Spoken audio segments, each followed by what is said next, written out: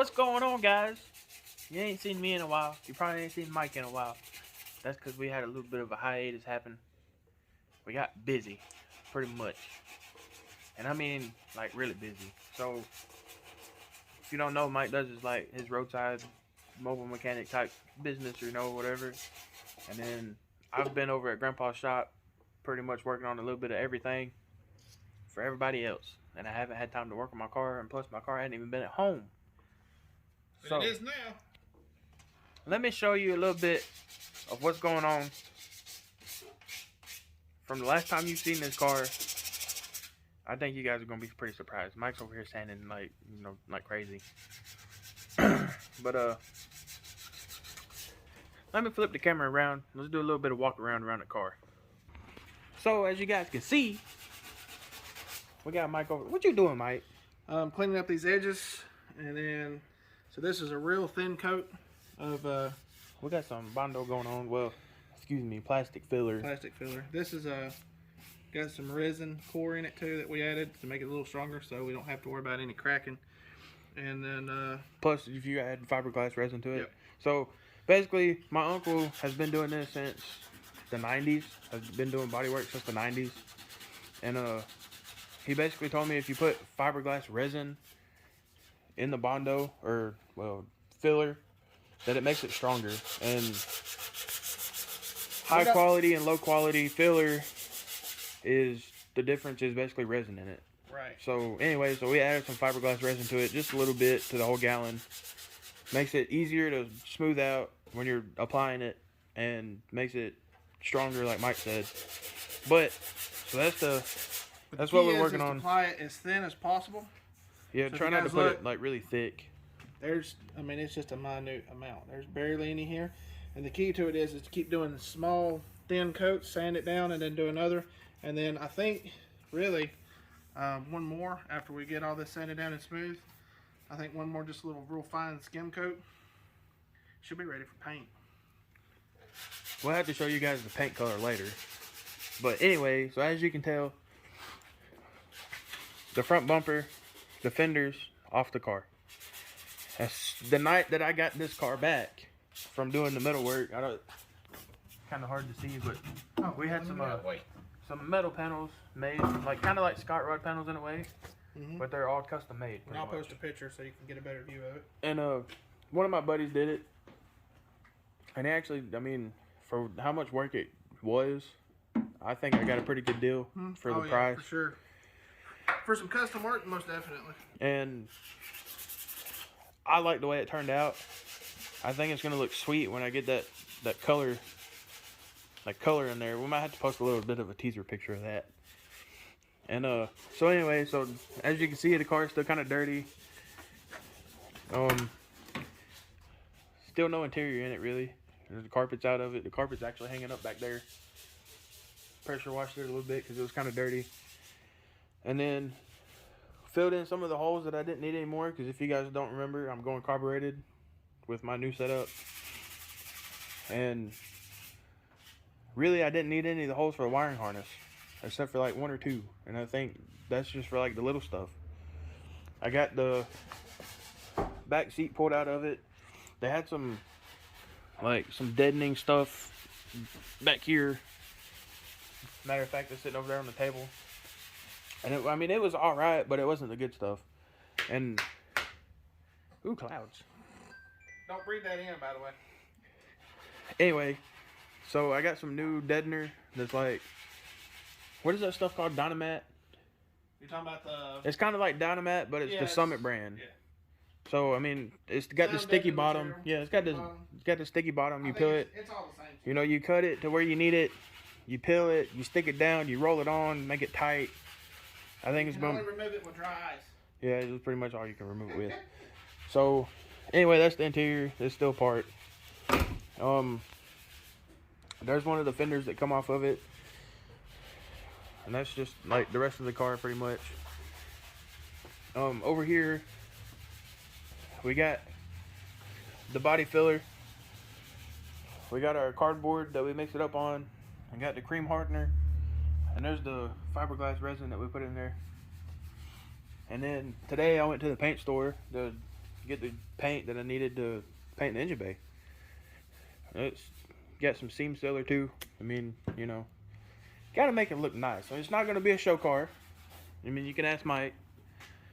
My goal is to not have a show car, just something that's kind of nice. And hold on, let me see if I can get this in here without actually giving the name away. So if you guys can tell what paint code that is the color the car is eventually going to be on the outside too. But you're doing a little Easter egg for them. A little Easter egg. That's not nice. Hey. By the way, if you know the paint code, don't give it away. It's kind of a surprise. $20 says no fox gets it. Probably does. I'll just put it this way. It's a Ford color. So, if you can find out the Ford paint code for that color, tell me what you think about it. But, anyway, we're over here spreading some body filler, letting it dry a little bit. Sanding it down, obviously. Hanging out in the shop. Hanging out in the shop, doing much of nothing. Enjoying the peace and quiet. Working on cars, hanging out. Alright, let me flip this camera around real quick. So, we're just hanging out. Yep. Well, we actually did work on my car a little bit today, too. Oh, yeah, tell them what happened. So, which time? Well, hold on. Let me start it this way. So, if you guys know, Mike's car is the 82 GT, but it has an 87 roller block in it. GT40 head, some kind of cam, a mystery cam that we don't even know what it is. I know it's a good one. It's a good one, but we don't know what it is. I'm pretty sure it's a comp cam, but not sure of the numbers on it. But anyway, so Mike has been having problems when he's driving it. It's been running rough. It's been running rough. It has kind of like a vibration in it, you know. Had a pretty bad vibration. So anyway, about $3,000 before you'd shift. It felt like you almost couldn't hold on to the shifter. Ooh. So I'm a little rusty at filming, guys. You gotta excuse me. Right. So another thing we did too was we found out that of course I don't drive it a lot. I've got several other vehicles I can drive, and it's not something that gets drove every day. And noticed the other day when I got in it, went down the road, it was kind of popping and stuff, and I was like, well, that doesn't sound right. It almost sounds like it's out of time. And brought it over here. We cleaned the carburetor out, cleaned the bowl on the carburetor, and then sure enough, me and Craig's grandpa and Craig revved it up one time, and then it popped flames through the carburetor and scared the out of me. I told Mike, I said, if you're gonna own a carbureted car, you got to get used to it popping flames out of the carburetor. Flames, okay? Flames is bad. So I mean, that's how you lose your vehicle. So he come to the shop last night. And he's like, my car's running kind of rough. Found the carburetor had a little bit of rust in the needle. Basically, it was flooding itself. Grandpa fixed that. Made sure the power valve was still good because it has backfired a couple times before he brought it over. And basically, we fixed that. We got the timing, by ear, pretty close. And then Mike's like, I've been having this vibration in it. And I was like, well, if you got a wrong balancer on it, 87 model car, 87, well, I think, what did it say, 82 was the first year of the 50-ounce balance? I think so. That's what we looked at. So, his car being an 82, even the motor that come in the 82 was supposed to have a 50-ounce balancer. Well, I had a balancer that come off my motor, because if you guys don't know, 331 stroker, the stroker kit usually is 28-ounce balance, or you can even get it where it's zero balance and internal balance. And come to find out, his car had a 28-ounce balancer on the front and a 50-ounce flywheel. So the balancer that come off my motor had of course it was a 50-ounce balancer, and it was a decent brand. I mean, it still got rubber in the middle of it, but it's not like it's not old. It's not 40 years old. We'll just put it that way. So we put that on it. It fixed most of the vibration. I think I still got some more in the clutch. Of course, that's the other thing. Possibly because the clutch is going out in the car. So that's the other thing. Mike needs a clutch, and he's lucky that I have a brand new 50-ounce flywheel, a new stock clutch from O'Reilly's that he can put in to get by for right now. I tell you, he's got a little bit of extra money to buy one of those good clutches. Well, it's going Thursday. Hopefully I can get some video of that. We are taking it Thursday, which will be what's the day? The 12th, 13th. I think it's the 12th. Anyway, Anyway, it's Tuesday, so Thursday it'd be 2 days from now. So I'm gonna try to get some video on that of it over at the exhaust shop. We're gonna try to. Hold on, before you say anything else. Convince this man not to put Flowmasters on his car. I'm not putting Flowmasters on it. I'm gonna keep what's on there, but I want to do something a little different. The tailpipes is on that car. You can tell it's been off 100 times, and somebody tried to paint it or do something with them, and they're crappy. I thought about buying new tailpipes, but I think what I'm gonna do is basically come off, go to the mufflers, turn them slightly, and then turn them towards the back tires up under the car. Because it cruises good now that it's running good, and it sounds a lot quieter. So I don't think I'm going to have much drone. I guess that's really the big issue, was I was worried about drone, but those mufflers aren't too bad when you're cruising around. So the other thing about the balancer that was on Mike's car is, obviously it was the wrong one, but it had also slipped, like the little rubber piece in the middle, the outside ring had slipped, and we couldn't set timing on it. Yeah. The timing was always wrong, no matter what number we put it on. Yeah. So tonight, when we put my balancer on it, we got it set now. we had the timing light on it, and we set it to about 12 degrees before top dead center, base timing. And of course, this distributor is mechanical advanced, so it's got, you know, the springs in top of it and all that kind of stuff. So once it reaches a certain RPM, it's full advanced. And it'll snap your neck now. we set it at 12 degrees before top dead center. I told Mike, you know, let's go around the block, see what it does. And I have to admit, guys, for that car to be 40 years old, and just to have a mystery cam and a set of GT40 heads on it, and a good carburetor, it's a stout old car. it moves. It does for sure. Now, I don't think it's ever pulled. I don't think it's ever pulled that hard. I mean, hey, it's bugs. But it pulls really hard now.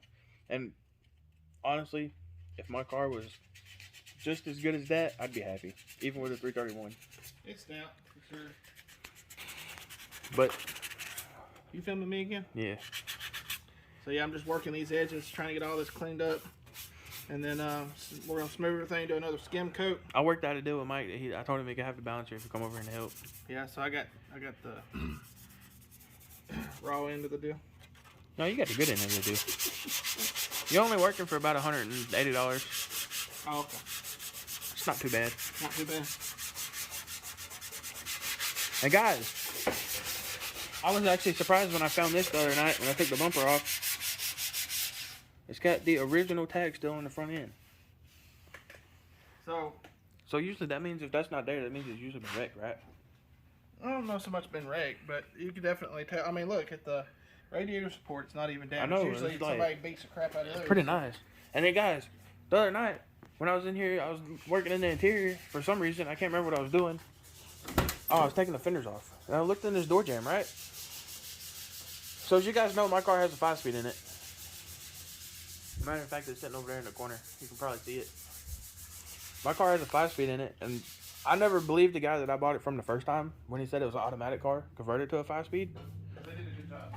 But then I looked in the door jamb, and it has a sticker that says A9P. So that means it had a factory A9P computer in it at one point. The more you know, right? So I guess it was an actual automatic car. Don't you like finding out those little secrets? Yeah, it's the little things. So yeah, we've accomplished a little bit. Not as much as we'd like, but you know. Well, I mean, we got my car running. We've got your car back home. Considering that my car had been gone for what, 3 months? Yeah, about that. Yeah. I mean, we've already got a bunch done since we've been home. Yep. And we're gonna keep progressing on it. Hopefully. Oh yeah, we also found out I need new struts. Might show them. Well, it gets better, you know. But yeah, you shouldn't be able to. Yeah, you shouldn't be able to do that. They're And these are actually Eibach Struts. They come with the Eibach kit. Because if you guys don't know, I got the Eibach lowering springs and then the sway bar that Mike's sitting on, front and rear. That's my sway bar right now. And it come with the guy that originally built this car in 2014 bought all the Eibach stuff, and it's actually a pretty expensive kit. And you know what I hate? I was trying to find the struts by themselves because I like how stiff this car is and how good it handles in corners. And you can't get the struts by themselves. You have to buy the whole kit, and the whole kit's like $800. So I guess I'm gonna go with I guess some like KYB, Well, I've got a OEM. stock set at the house that I bought that are brand new in the box, and I haven't put them on my car yet. And was telling Craig that we need to just put a set of stock ones on here for now, and then maybe later on he can, upgrade it again. Yeah, I was looking at the strange 10-way adjustable. That's whatever. probably what I'd go with, and then you can get your ride height where you want it to. Well, they're not adjustable. This is like compression adjustable, so you can make like the ride smoother. So it's not like coilovers you're talking about? No, I thought about coilovers, but I got to looking at the kits and they're too expensive. expensive. They're really expensive. But so I need struts, and then got some bad news today. I looked under the car after it had been sitting here. What'd you see, Mike? Puddle under the rear end, which means the pinion seal is leaking. Is gone. Which So- just it needs C-clips in it. I mean, the carrier's probably wore out. That's So- alright, so we're going to take care of that too. Tell them what gear ratio you're going to go with. Maybe not right now though. That's the thing. Not right now. I gotta save up some more money. But eventually, when I do build the rear end, I'm gonna order that new carrier off LMR. That's 31 spline, and it comes with the spider gear's already in it, stuff like that. New clutches, new limited slip clutches. 355 gears. So I'm gonna order that. I'm gonna order some 31 spline axles for a Fox. Still use my drum brakes. Yeah. And then instead of 373s, I'll probably go 355s. That sounds like a plan.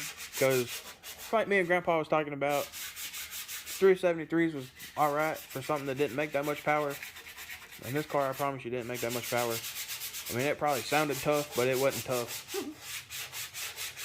So, with a 331 stroker, I think 355s would work out a lot better. Mike, you're making a lot of noise. And a lot of dust. But with 355s, I think it'd work out better with 331 stroker. And, but that's the plan right now. Powdered sugar, anybody? That's dangerous. I was going to say something else, but I can't say it on YouTube. Hush. No.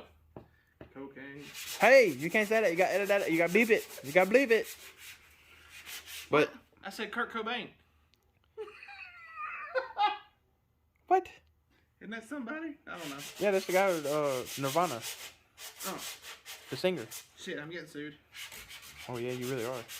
They're going to think you killed him now.